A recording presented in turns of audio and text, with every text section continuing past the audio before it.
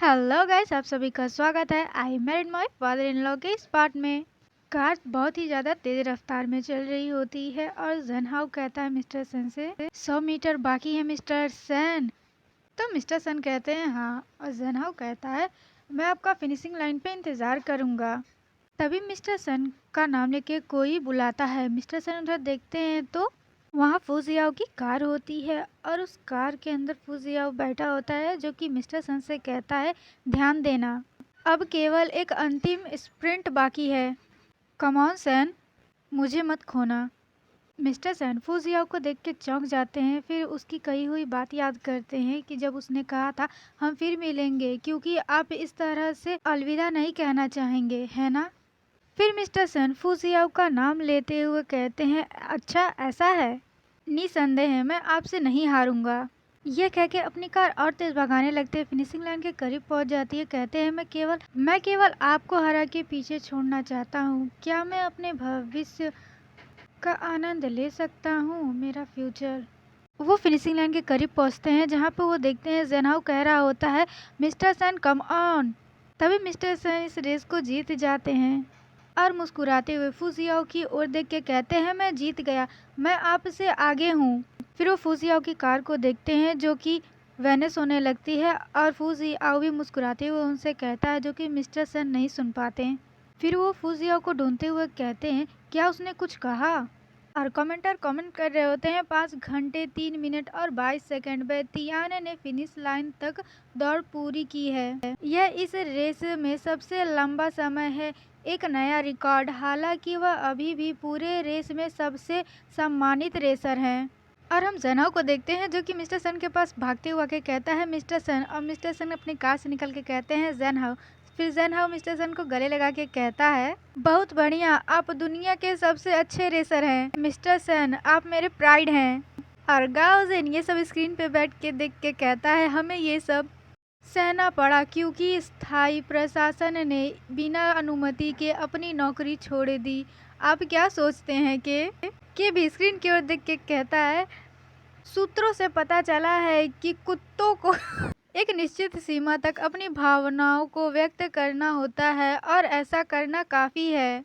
और हम मिस्टर सन को देखते हैं, जो कि जेन हाउस से कहते हैं अरे क्या तुम्हें इन झप्पियों की आदत हो रही है। तो जेन हाउ उन्हें छोड़ते हुए कहता मेरा यह मतलब नहीं था, मुझे माफ करना। तभी मिस्टर सन जेन हाउ को गले लगा के कहते हैं मैंने नहीं कहा, बस आज के लिए ही ये हो गए।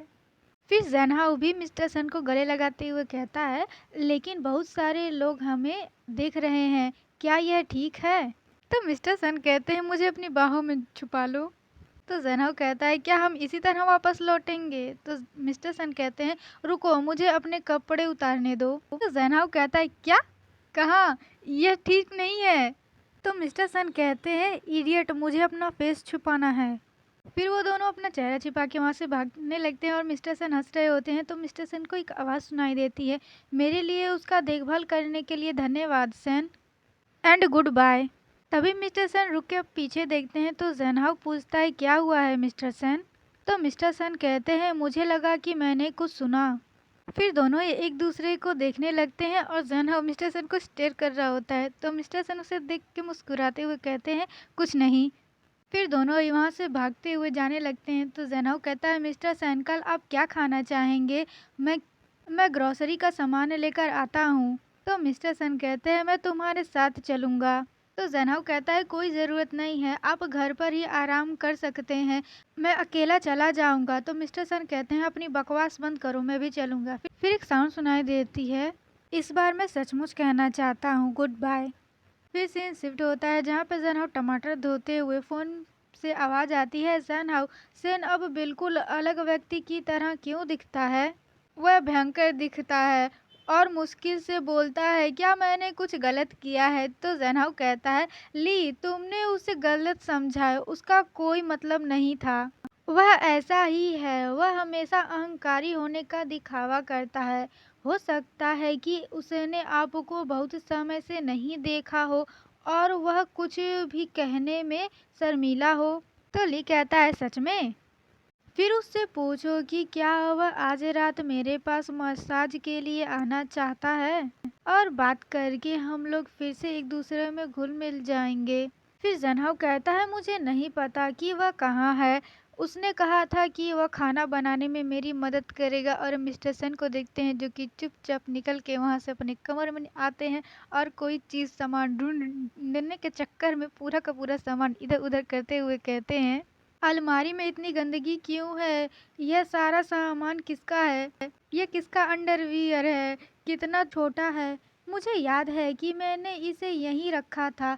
मैं इसे ढूंढ क्यों नहीं पा रहा हूँ? क्या क्यों ने इसे खा लिया है?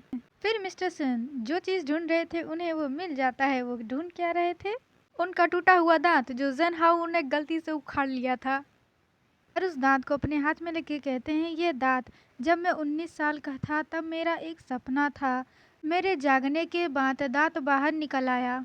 मुझे सपने में के कुछ टुकड़े ही याद हैं, वो भी धुंधले से, और एक अजीब आदमी का चेहरा।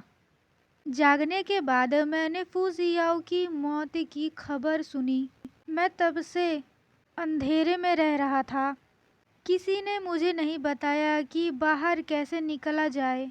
19 साल बाद एक बरसात के दिन तक मैंने सड़क किनारे एक शौकिया कार रेस का ब्रॉडकास्ट देखा। इस प्रतियोगिता का चैंपियन डचिंग काउंटी में शित्सुबिशी मोटर्स कॉरपोरेशन का रेसर है, ज़ेनहाउ।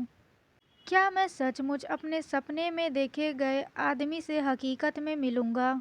ये सोचते हुए मिस्टर सन हॉस्पिटल जाते हैं डेंटिस्ट के पास। वहाँ पे एक नर्स कहती है, मिस्टर सन, मैंने आपके लिए डॉक्टर हो से मुलाकात का समय तय कर दिया है। डॉक्टर हो यहाँ के सबसे अनुभवी डॉक्टर हैं। वे निश्चित रूप से आपकी मदद करेंगे। तो मिस्टर सन कहते हैं कोई ज़रूरत नहीं है। फिर मिस्टर सन इशारा करते हुए कहते हैं, इस इंटर्न के साथ मेरी मुलाकात का प्रबंधन कीजिए। तो वो नर्स कहती है, ये इंटर्न? खैर लेकिन वह केवल 2 हफ्तों के लिए यहाँ एक नया इंटर्न है। मैंने सुना है कि उसके कौशल। क्या आप निश्चित हैं? मुझे लगता है कि डॉक्टर हो आपके लिए अधिक सूटेबल रहेंगे। तो मिस्टर सन ज़ेनहाउ की तस्वीर देखते हुए कहते हैं, मैं ठीक रहूँगा।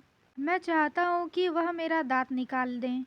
कुछ दिनों बाद मिस्टर सन का अपॉइंटमेंट होता है ज़ेनहाउ के पास, जहाँ पे ज़ेनहाउ कीटाणुनाशक छिड़क रहा होता है, दस्ताने पहन रहा होता है और कहता है, मुझे अपने गुरु को प्रभावित करना होगा और अब सब कुछ तैयार है। अब मुझे धैर्य की ज़रूरत है। तभी मिस्टर सन कहते हैं, हेलो, क्या आप मेरे डॉक्टर हैं? तो ज़ेनहाउ उधर देख के मुस्कुराते हुए कहता है, हाँ। और हमारा फ्लैशबैक यहीं पे खत्म हुआ। मिस्टर सन ये सब सोचते हुए कहते हैं, ज़ेनहाउ। तभी पीछे से ज़ेनहाउ की आवाज़ आती है। वह कहता है, मिस्टर सन आप क्या कर रहे हैं मिस्टर सन? जिसे सुन के मिस्टर सन डर जाते हैं और हड़बड़ाने लगते हैं। जिसे की आवाज़ होती है, जिसे सुन के ज़ेनहाउ कहता है, आप कमरे में क्या कर रहे हैं? ये सुन के मिस्टर सन कहते हैं, मैं तो सो रहा था। तुमने मुझे इस तरीके से क्यों बुलाया? तुमने दरवाजे पे क्यों नहीं ठोका? तुमने मुझे डरा दिया। तो ज़ेनहाउ कहता है, मैं बहुत देर से दरवाजे को नॉक नॉक कर रहा था। रात के खाने का वक्त हो गया है, खाना ठंडा हो रहा है। तो मिस्टर सन कहते हैं, मैं समझ गया। ज़ेनहाउ फिर पूछता है, क्या आप सचमुच सो रहे थे? तो मिस्टर सन उससे चिल्लाते हुए कहते हैं, तुम्हें इससे कोई मतलब नहीं है। सीन शिफ्ट होता है खाने की मेज़ पे। वाओ गाइस, कितनी ज़्यादा स्वादिष्ट और लजीज खाने हैं। क्या आप लोगों को भूख नहीं लग रही है? मिस्टर सन पूछते हैं, ज़ेनहाउ? तो ज़ेनहाउ कहता है, क्या? फिर मिस्टर सन कहते हैं, तुमने खाना ज़्यादा क्यों पकाया है? तो ज़ेनहाउ हंसते हुए कहता है, मिस्टर सन, बस आप खाने खाओ और अपनी सेहत बनाओ। ये सुन के मिस्टर सन कहते हैं, तुमने फिर से मुझे गलत समझा। मैंने कहा कि हम दोनों ही हैं यहाँ पे, और ये खाना बहुत ही ज़्यादा है। क्या होगा अगर हम ये नहीं खा पाएँ? ये सुन के ज़ेनहाउ कहता है, कोई बात नहीं, आप चाहे जितना खाना छोड़ दें, मैं सब कुछ खा लूँगा। मिस्टर सन तो ये सुन के अपने मन में कहते हैं, मैं अच्छे भले भूख वाले व्यक्ति से ईर्ष्या करता हूँ। तभी ज़ेनहाउ कहता है, वैसे मिस्टर सन, आपके अफूक को पहले क्या हुआ था इसके बारे में बताएंगे? रेस में हमारा एक सौदा हुआ था। ये सुन के मिस्टर सन कांपने लगते हैं और कहते हैं, खैर अभी ये सही समय नहीं है। मुझे उसे ये इतनी बड़ी बात धीरे धीरे बतानी चाहिए। मैं उसे टेक्स्ट मैसेज के ज़रिए यह बात ठीक से नहीं कर सकता। और एक टेक्स्ट मैसेज के ज़रिए ये सारी बातें बताना सही नहीं होगा, है ना? ये सुन के ज़ेनहाओ खुश होते हुए कहता है, हाँ, आपने सही बात कही। ये सुन के मिस्टर सन कहते हैं, वाह, मैंने उसे फिर से मूर्ख बना दिया। तभी बाहर से दरवाज़ा खटखटाने की आवाज़ आती है तो ज़ेनहाओ कहता है, कौन है दरवाजे पर, कौन खटखटा रहा है, मुझे देखने दो ये। फिर ज़ेनहाओ जाके दरवाज़ा खोल के कहता है, कौन है? वो बाहर देखता है तो एक ट्रॉली होती है, उसे देख के कहता है, ये क्या है, मेरे घर के सामने एक बच्चा कैसे हो सकता है? उस ट्रॉली में एक प्यारी सी क्यूट सी बच्ची होती है जो कि ज़ेनहाओ को देख के हंस रही होती है। ज़ेनहाओ कहता है, क्या एक बच्चा? वैसे गाइज आप लोगों को क्या लगता है ये बच्चा किसका है? इसका तो पता चलेगा नेक्स्ट पार्ट में। अगर वीडियो पसंद आए तो लाइक, कमेंट एंड सब्सक्राइब जरूर कर दीजिएगा। Thank you guys.